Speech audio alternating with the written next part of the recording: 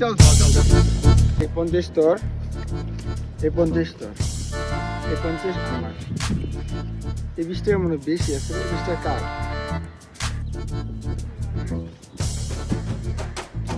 মনে হয় বেশি আছে, সমস্যা নেই, চল সবাই মিলা খাই। ঠিক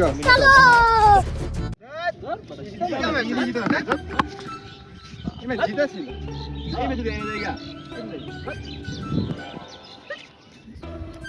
50, 50, এই যে আমার 50, 20 টাকা মনে শর্ট আছে, চল সবাই মিলা দিয়ে দিই।